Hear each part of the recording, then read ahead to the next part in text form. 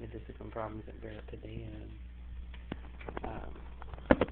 My opinion is that in schools like Barrett, Woodlawn, and such, that it's because of the way that the school environment is, that it makes it impossible for all the students that are well behaved and not both kids with behavior problems and without, because of the nature of the environment of the school, that the learning environment is destroyed.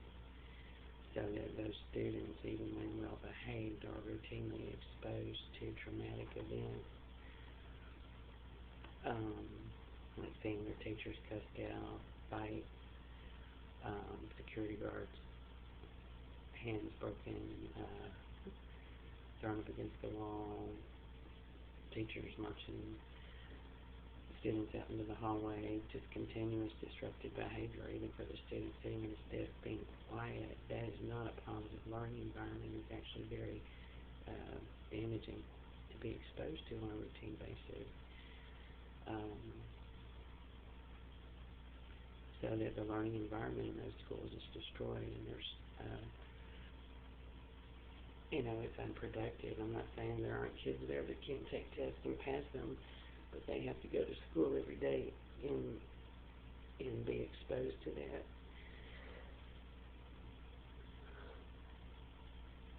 And even though I know Jacob, and they get picked on too by other kids that are experiencing behavior problems, bullying, theft, and all that kind of stuff. Fights every day. I was at Woodlawn one day. There were 18 fights on the campus that one day. 18. I had 4 kids in my class. And I'm not talking about just G. These kids are uncooperative. These are kids that are bold-faced, mouthing off to teachers. If the teacher hits the intercom to call the office, all the kids will start screaming, or many of them will start screaming so the office can't hear them. And I went down to the office and told them I called them if the kids had done that, and the secretary told me, yeah, they do that. They knocked through security, big, tall man, over 6 feet tall, real built and everything. Some of the boys there jumped on him and knocked him to the ground. Those are not school environments. That's not a school environment. That's a school that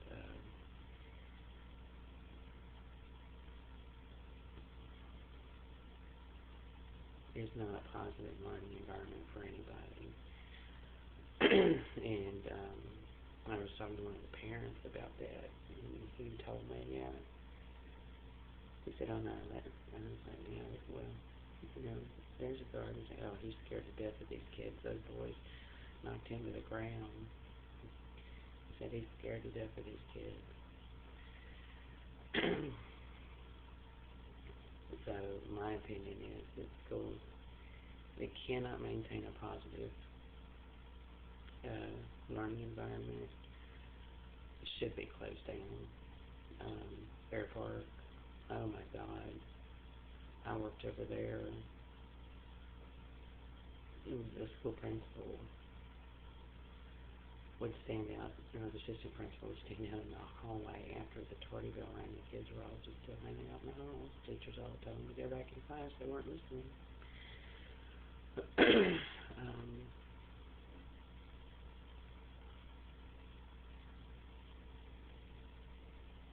So,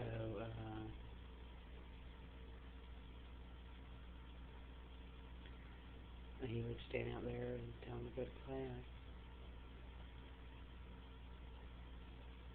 And it doesn't matter to them if you jerk them out of class or hall, stick them to ISS, send them home, whatever. It doesn't matter to them. There's plenty of other stuff like that, but I could describe that's a lot worse. I don't know, a 20-year-old kid in one of my classes that I taught at Bear Park, classified as special ed, was routinely allowed to leave class and go hang out in the gym. Mouthed off to me when I directed him to his work, and we were talking about Black history, and I think it was Martin Luther King, Maya Angelou, some of like 3 or 4 of those different Harriet Beecher Stowe, um, Frederick Douglass. He said, man, I ain't like all those niggas.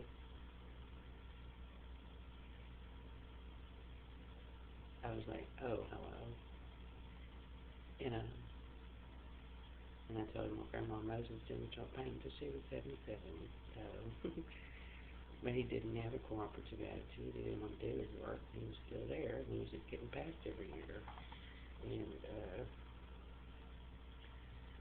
there's no point to having a school with kids like that in it. I think that the education process has to be a cooperative process. And there are kids who aren't cooperative that should be, within reason, disciplined to the point that they become cooperative, if it's possible to discipline them. But if their parents are uncooperative also, I think the parents should be forced to come to school with them. Because in the end, the discipline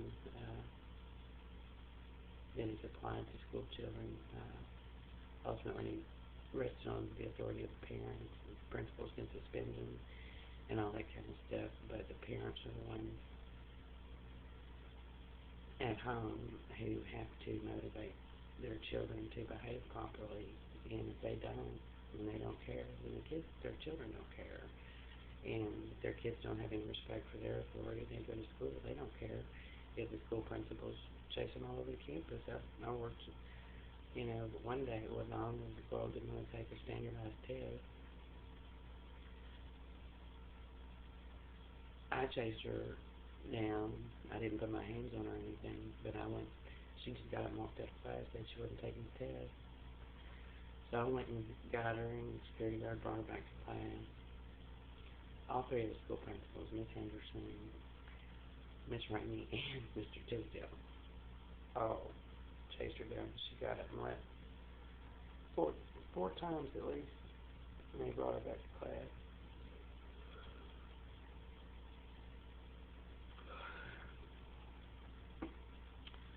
So,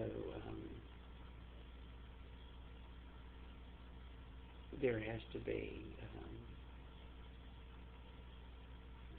a positive learning environment to begin with, and you can't have kids screaming and yelling and fighting and disrupting class and just being allowed to stay in class. And that's really what it boils down to. Over and over again, I've been told the expulsion rates of the school system are what matters, and they can only suspend 15% of the student population. After that, the Department of Education becomes involved. Well, that's because the Department of Education needs to be involved.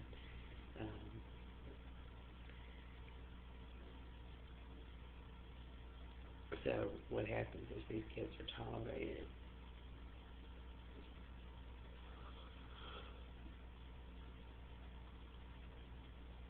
So anyway, needless to say, I had no intention of sending Jacob to Barrett Padilla.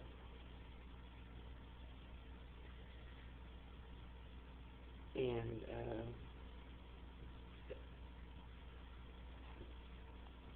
I was deemed uncooperative, of course. They put me on the waiting list for Providence House, and they never called me to stay there. But you have to agree to their treatment team before you even enter, and their director has to approve whether or not you get to come stay there. And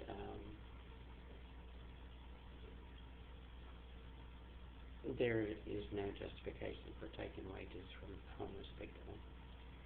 I think there's a lot of things they could do, require homeless people to put money in an account, show the staff that money, their paycheck stubs, and that it was deposited into an account and it's there and has not been withdrawn, and if they withdraw it or use it without authorization, that could endanger their right to stay there because they're not being cooperative or following their